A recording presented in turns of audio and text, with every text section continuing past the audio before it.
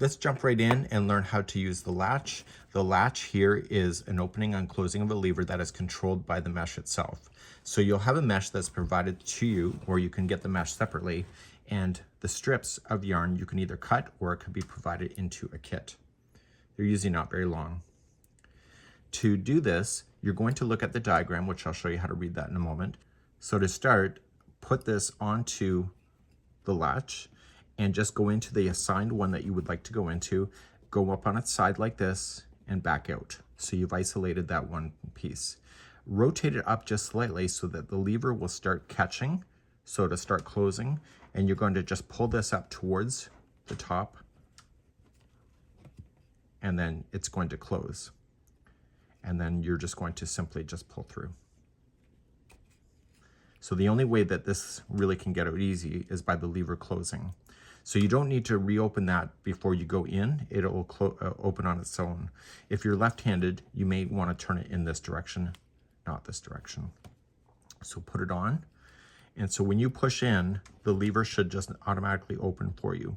So going in, see the lever opened, and then just make sure you get this ready and cross it over and let the lever close on over top of that and pulling on through.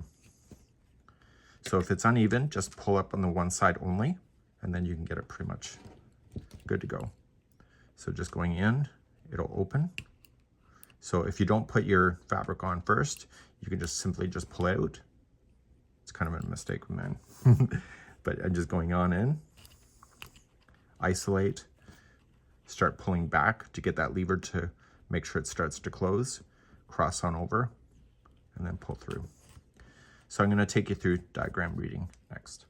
So in the kits, they provide these yarn sausages, and it's really fascinating how they make. I'll put a link in the video description and also the comments on how these are made, because it's really, really fascinating. And you'll see why there's mixed colors within a sausage itself, because it's all about getting the right numbers in order to do that. So you may find patterns online that have the diagrams. And so you'll notice that the fabric that we used, or the canvas that we used, did not have this on here. So we need to physically count.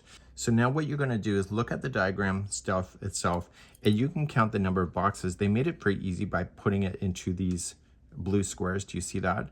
And so every time you see a blue square, there's 10 boxes. So 1, 2, 3, 4, 5, 6, 7, 8, 9, 10.